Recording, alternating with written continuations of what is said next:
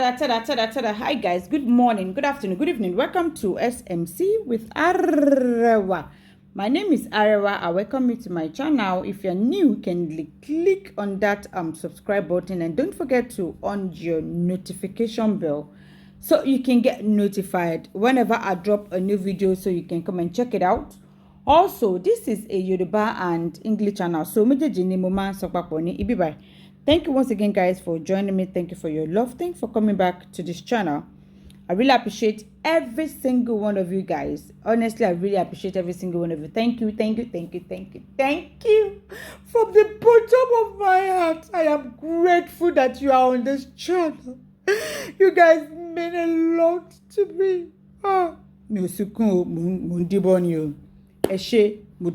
Thank you very much once again. Let's get into it. It's gonna be a very quick one. I don't want to waste too much of your time because I got a lot of things I want to do as well. So let's get into it.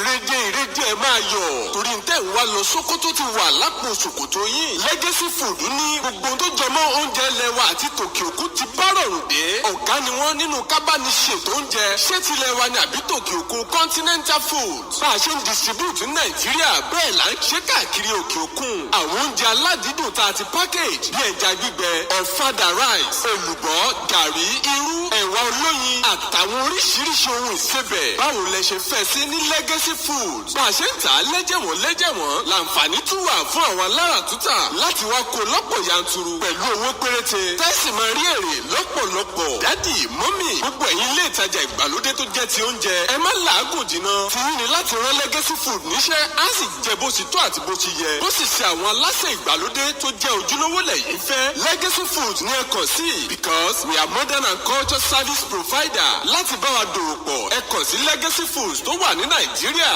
Lake Holland International Limited, Mesa Village, Kọ́bápẹ́, Abẹ́òkúta. Telephone 0902-022-5804. Tàbí lórílẹ̀‐èdè Amẹ́ríkà ní Legacy Africana Market, 671 Bay Street, Staten Island, New York, 10304. Telephone +192-935-35385. Ní Legacy Foods, we set the legacy.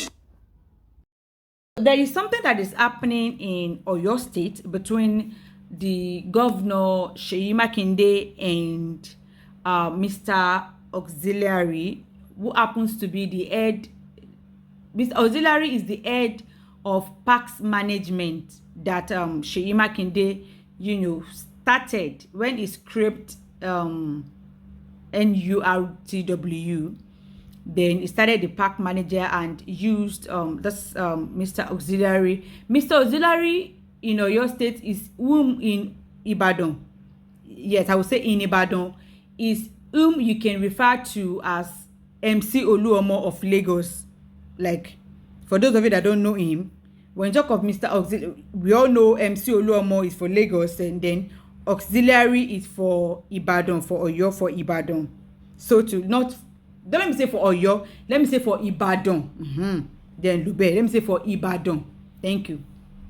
So, he's the head of the parks management, and so I think it was Governor Seyi Makinde.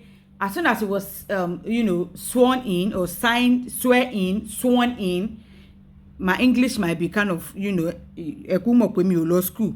And I've not seen any of it that is getting up to say they want to sponsor me back to go and finish school. I'm a university dropout. One of you fans should give me scholarship to continue to go back to school. So if you complain about my English, be ready to sponsor me back to school. It is not too much if you empower me and send me back to school. So I'm going to speak the English as I know English on a very good day. It's not my first language. So if I tabon anyhow, please kindly accept it like that, and I'm sorry in advance as well. So Auxiliary is for Ibadan, while MC is for Lagos. For you to know who Auxiliary is, for those of you newbies that don't know who he is, then he was made the parks management in the first tenure of Seyi Makinde's, as the governor of Oyo State. And as soon as he was sworn in, because he now sacked auxiliary, and auxiliary decided to retaliate and said he cannot be sacked, and according to the information, went to the vice governor's place, wounded some people, shot some people, and fight and stuff like that. And so his house was ransacked by the police. I think the governor sent them to his house to ransack his house. I can't put those items on YouTube for them not to, flag it down. A lot of ammunitions, lot of guns, like literally lot and lot of guns. Láì ṣe wípé bóyá òun gbogbo ìbọn tó ń tí gbogbo ọlọ́pàá Ìbàdàn àbí Ọ̀yọ́ state ń lò pé ilé auxiliary ni wọ́n tọ́jú ẹ̀ sí. Lot and bullets and a lot machete and a lot of stuff like that were recovered in his house. But Otisalo, they didn't meet him at home, but they recovered a lot of those items in his house. And a lot of mixed reactions has been going on in Ibadan and on social media as a whole. Why some people were saying, oh, Seyi Makinde has used him to enter for the second time, and then suddenly is betraying auxiliary in sacking auxiliary, that he has used and dumped auxiliary. And that is some other, that is some people's opinion. We are all entitled to our opinion. Bó ṣe kọjú sí yín ó lè má kọjú sí mi boy. So àwọn èèyàn sọ wípé governor pé ìgbà tó ti lò ó ti use and dump ìgbà tó wọlé tán, ìgbà tó ó rí pé òun wọlé tán kó tó sack ìgbà kan ó ti use and dump auxiliary kìnìkan. So lots of people were saying Seyi Makinde used and dump auxiliary, this and that, blah blah blah and stuff like that. And now let's get down to the statistics of what's going on. First off, in the national let's go back to national union now before the BACS management. In the national union regime, once the chairman of a park, their tenure is, I think, 8 years. Same way with the government. To the pay tomati jebia chairman of a state in the national union NUTWU, they use 8 years, then another person will take over. That's how that's how they do it. But they've scraped national union. Now it is PACS management. So Seyi Makinde do not want to continue. There's nothing called national union again. It is PACS management now.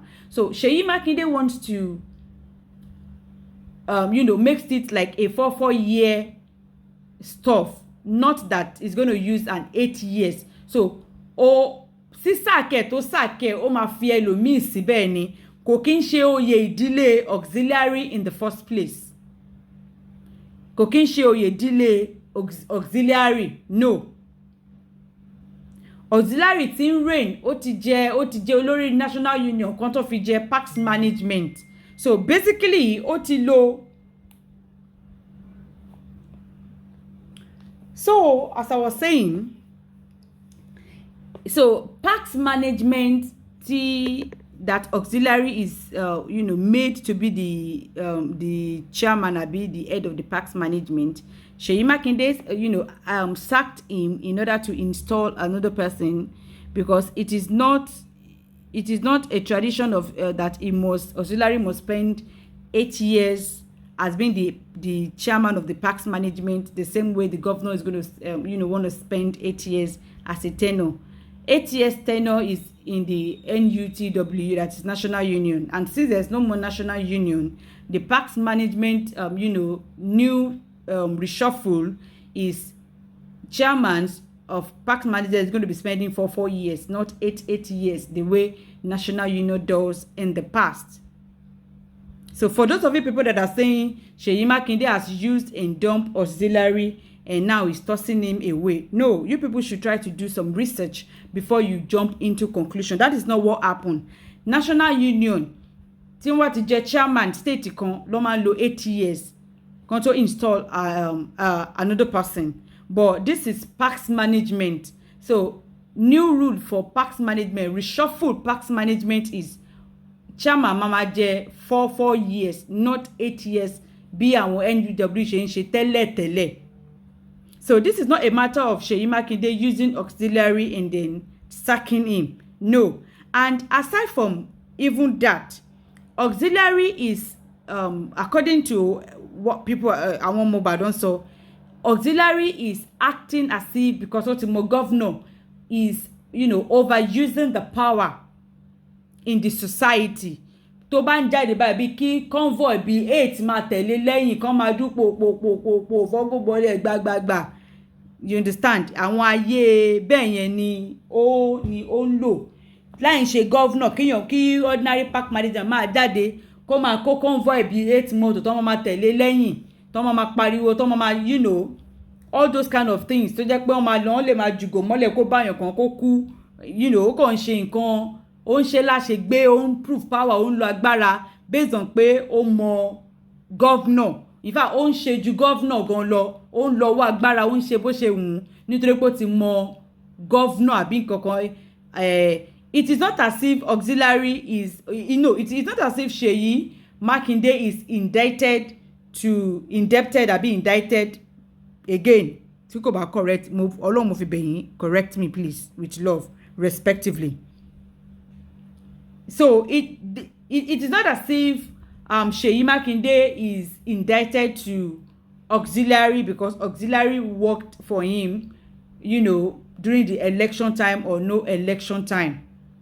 I'm sure you guys understand where I'm coming from, but there's nothing like national union again.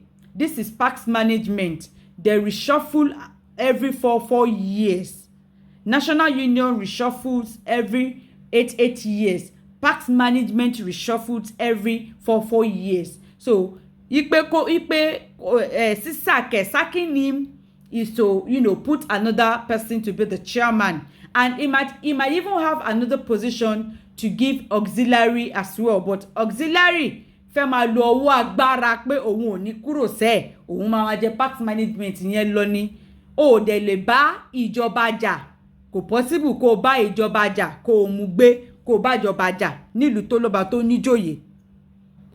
So this is not a matter of pé bí Seyi Makinde used auxiliary and dump him. No, auxiliary, the ways and manner it does in the society is nothing to write home about. You understand? On should be tout and on should be tout. Kí common parks management máa jáde, kí convoy bí 100 máa tẹ̀lé lẹ́yìn kó máa ṣe gbogbo gbàgbàgbà kíní kan bẹ́ẹ̀ ni pé governor ló ń bẹ́ẹ̀ ni pé president ni ó ń bọ̀ àbí nǹkan kan bẹ́ẹ̀ yẹn. And it is a new era in Oyo State. Parks management ni kò ń ṣe NUTW. NUTW ni pé ni time wọ́n máa ń jẹ́ 8 years tenure wọ́n máa ń jẹ́ 8 years, but parks management every 4 years ni wọ́n reshuffle. Nǹkan tí auxiliary ò fẹ́ nìyẹn pé kàn reshuffle, òun sì fẹ́ remain, and she said no, it can no and no.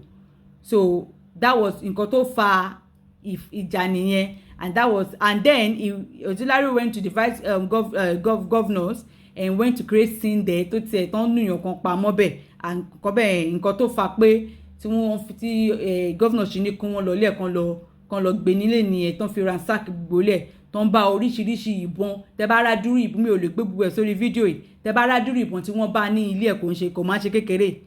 Ètò ní táwọn kìnínní náà wọ́n rí nílé Sunday Igboho ó small, ètò rí nílé auxiliary no be small o, pẹ̀lú bullet pẹ̀lú oríṣiríṣi nǹkan. Just ordinary parks management kí ló ń fi gbogbo nǹkan bẹ́ẹ̀ yẹn ṣe. This is not a matter of pé bóyá Seyi Makinde used auxiliary wasn't the one that made Seyi Makinde governor. Kò ń ṣòun ló gbé Seyi Makinde, kò ń ṣòun ló fi Seyi Makinde jẹ governor. Ká má sọ pé bóyá Seyi Makinde ó lẹ̀ bóyá ó jẹ́ ní nǹkan kan. No, when he was campaigning and all that, he tried for Seyi Makinde and he was made the parks management. But every 4 years ni wọ́n reshuffle parks chairman of the parks management, which auxiliary does not want to accept. If he had even accept, Seyi might have even find another position to put him for him not to be idle, but auxiliary do not want to do that. So èèyàn lè bá ìjọba jà, kò possible kí èèyàn bá ìjọba jà, nǹkan tó fà á nìyẹn. So ẹ̀yin èèyàn tẹ́ ń sọ pé ó ti lò ó ìgbà tó wọlé second time ló ṣẹ̀ṣẹ̀ wá sáàkì ẹ̀ ló ṣe gbá ló ṣe gbọ̀n. Parks management chairmanship is not, kò ń ṣe oyè ìdílé èèyàn kan. In the next 4 years ní ìsinyìí ti Lagos State náà MC Olúọmọ máa kúrò, ó máa fi ẹlòmíì sí. So kò ń ṣe oyè ìdílé débi pé òun nìkan ló máa wà níbẹ̀ ló máa jẹ́ lọ, kò sí nǹkan kan tí ó jẹ́ bẹ́ẹ̀. Ó jẹ́ parks man, ó jẹ́ ọ̀gá nígbà tí NUTW nígbà tán yọ yẹn tán stop NUTW ní Ọ̀yọ́ State tí wọ́n ń ṣe parks management kí Lagos State náà tó ṣe òun náà ni Seyi fi jẹ́, despite the fact pé auxiliary ti jẹ́ ọ̀gá NUTW o lọ́yọ̀ọ́ o kí Seyi tó dé tó ti lò bí i 4 years láti jẹ́ chairman irú ti MC o. Nígbà tí wọ́n tún pẹ̀lú gbogbo akitiyan tó ṣe nígbà tí Seyi ṣe campaign tó fi kọ́kọ́ wọlé ẹlẹ́kìnní, Seyi fi jẹ́ chairman parks management. So every 4 years ni wọ́n reshuffle. So an auxiliary do not want to accept that. He wants to remain. So that is what happened. Nǹkan tí ó ṣẹlẹ̀ gangan nìyẹn. Hence going to his house to pick him up. Raiding his house and they found a lot of things that were not supposed to be found, illegal things and stuff like that. Àwọn nǹkan tí kò yẹ kán rí ń bẹ̀ nu. Àwọn èèyàn wá sọ pé ṣebí àwọn gọ́vnà náà ni wọ́n kó gbogbo ìbọn yẹn fún wọn àti gbogbo ọta ìbọn yẹn fún wọn láti lò nígbà tó ń ṣe election àbí nǹkan kan bẹ́ẹ̀ yẹn. Election Ọ̀yọ́ State was I think one of the peaceful in Southwest. I will say the most peaceful election. The governorship election in Oyo State is the most peaceful in all South, Southwest in nílẹ̀ tiwa ń bí, because Seyi Makinde is the man of the people. Everybody wants him. Kò ń ṣe auxiliary ló jẹ́ kí Seyi Makinde wọlé second time. No, it is the people. Seyi Makinde is for the people. The people made him, not auxiliary.